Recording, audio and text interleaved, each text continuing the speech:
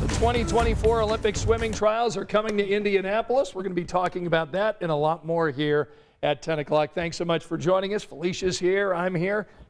We've talked more about swimming today than we probably have in a long time, haven't we? I know, and it's making me think I need to go to the gym and jump in the pool and everything. I tell you, when you do that, you are so tired because it works every muscle in your body. Sure does. Sure does. And of course, these future Olympians are going to be all here in the Lucas Oil Stadium pools. We're going to talk about that, break it down with Taylor Tannenbaum, friend of the show, Lauren Kostick's in studio. She's going to talk about the local impact of this big swimming trial event coming to the city of Indianapolis, all coming up here at 10 o'clock. But we got to talk about the weather as we do every night here at 10.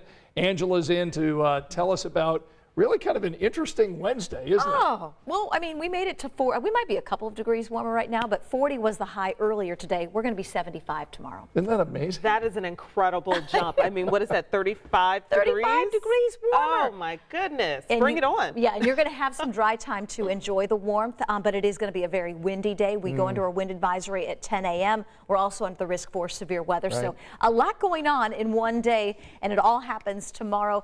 This is live Doppler 13 radar showing a few spotty showers that we had earlier this evening. A chance we get a couple of overnight showers, but really the main impact for these storms several states away, and you can see those lining up across parts of western Iowa, through portions of Kansas, Nebraska, Oklahoma, into the panhandle of Texas. This area under severe thunderstorm watches at this hour, and really the beginning of a multi-day severe weather event. We had one very similar last week. The risk for severe weather out to our west tonight. The storm system intensifies and impacts lots of us from the Gulf Coast all the way through central Indiana tomorrow. We are under the risk for severe storms. Most of us on our scale of 1 to 5 at a 1 or a 2, but all modes of severe weather in play tomorrow. Even outside of thunderstorms, with that wind advisory, we'll have some wind gusts developing early afternoon, nearing 40 miles per hour, but we'll start the day at 52, be close to 70 at lunchtime, and forecasting 70 to 75 for highs. You might be curious, when do the storms get here? When do I need to pay extra attention to the weather? Anytime after 4 or 5 o'clock. So this is Future Track 13 showing the line of storms approaching the state line early evening. We'll stop it at several points tomorrow night so you can see the line of rain and storms. The good news should start to weaken by late evening, and that severe threat diminishes after midnight. But I will caution you, this is a one-day warm-up. We're back into the 40s with rain that may change over to a few flakes of snow late Thursday. You have been preparing us for the last couple of days. I'm okay. I'll keep my coat handy. I'll keep it near. Yes, and grab the umbrella for tomorrow.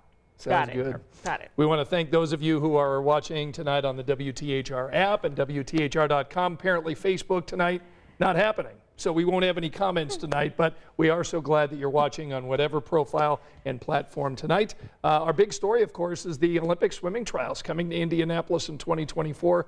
Taylor Tannenbaum has that story for us.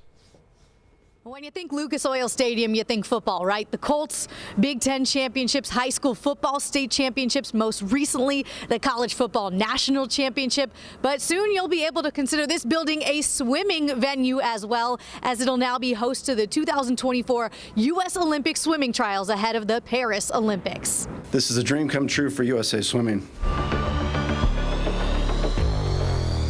It's official. The biggest and most important swimming event in the U.S. is returning to the Circle City. Just in the state itself, we have just unbelievable commitment to the sport of swimming. You know, a lot of conversation happens around how we have like 9 of the 10 biggest college or high school gyms.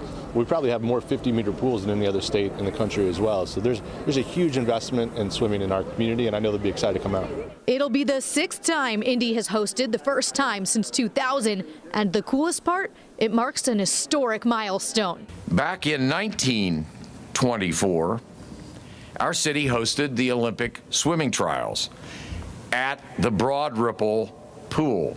Both trials were scheduled to send athletes to compete in a Paris Olympics. The more things change, the more they stay the same. Here's what Lucas Oil is going to look like. Forget the turf field.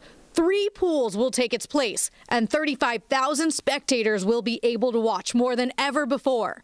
And King wins in 104.79. Evansville native and 5-time Olympic medalist Lily King grew up making the drive to Indianapolis to compete. I saw my first age group state meet here when I was 10, and I've been able to watch different elite meets here and even swim world championship trials here a couple times. So for King to be in her own backyard as she tries to qualify for her 3rd Olympic Games is special. Trials is a very stressful week, but I know being at home will make it a lot less stressful for me.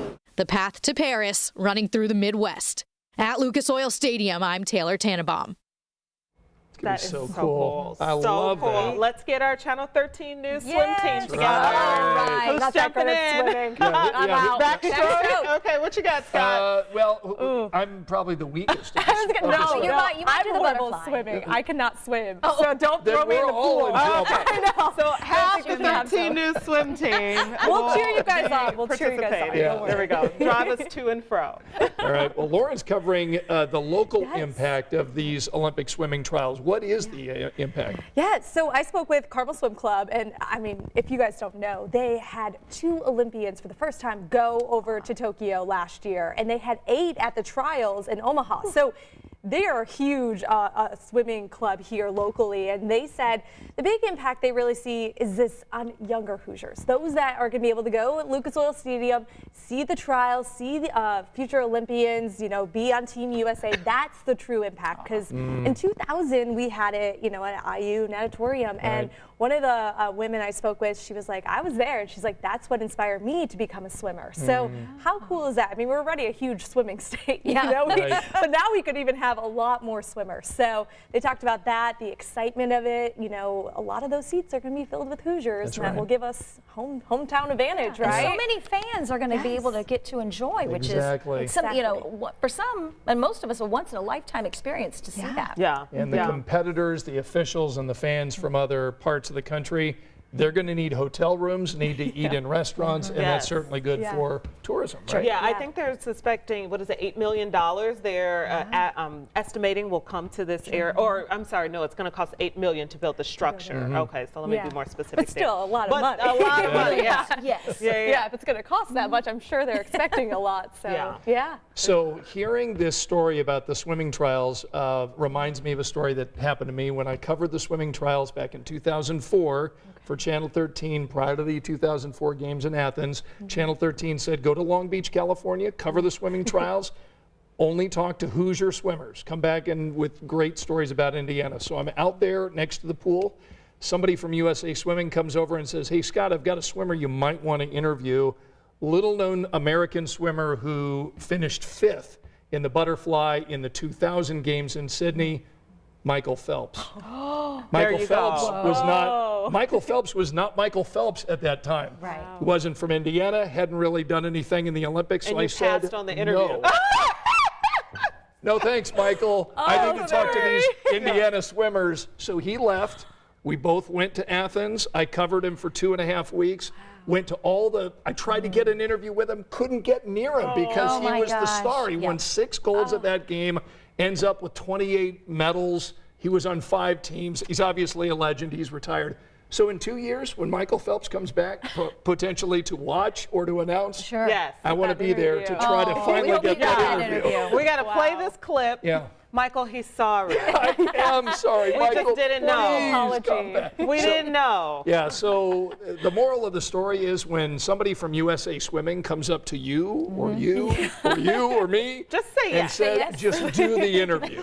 I never know. Yeah, the bosses would never know. But now they do. Now they do. All right, we do have this final story that we do want to talk about tonight. So many people, Felicia, quit during the pandemic, thinking they'd do something else. They're calling it the Great Resignation. Yeah. The Great Resignation. They're saying millions of people every month are quitting during the pandemic. Right. And we've all probably felt it. Sure. I mean, you feel it when you go to the fast food takeout line, and you probably feel it at your own place of work. It's just a lot of movement going on right now. But they're also saying there's a little bit of great regret, too, because they polled, I think it was 2,000 people they ended up polling. That's right.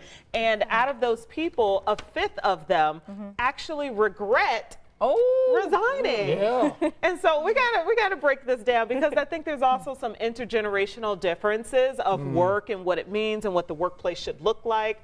And so I think right now millennials are notorious for a great resignation. I don't know about the regret part, but we will leave a job like nobody's business. It's just a different work culture these days. Sure is. Yeah. But at the same time, I mean, and if we want, folks to weigh in. If I know Facebook might be down, but we want them to weigh in any way they can, shoot us a message of what they think. Because I think there's something to be said about having a plan and being a bit methodical. Even if you want more for yourself, it does take time, and you should plan. And should you do something that dramatic in a pandemic? When we're all completely stressed out, we have no idea what's coming next, do you make big decisions when you're dealing with something so heavy? I mean, a lot of people did. A lot of people did.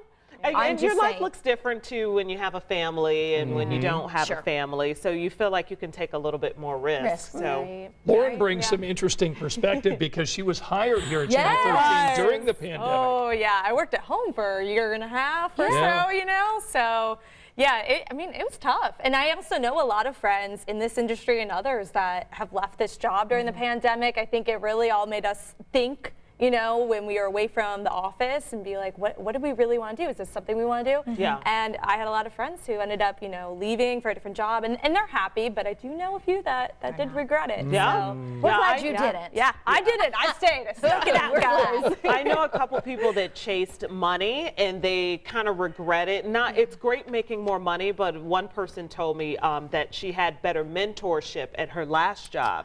So even though she did get more money, which is a smart decision, in the long run, maybe it was better to stay at the former position, just because it can build you. That's true. That's true. Yeah. I look good now, but it isn't always. To that point, it's important to be grateful for what you have. Amen. Sure. Yeah. Love that. All right. We're going to love the beginning part of Wednesday, but not so much the evening, right? Warm and windy tomorrow, 70 to 75. You get a good part of tomorrow, dry. Timeline for storms about 5 p.m. to midnight. We'll be here to help you stay weather aware. Okay. Sounds good. Thank you so much for joining us here at 10 o'clock, and we'll see you tonight on 13 News at 11. Good night.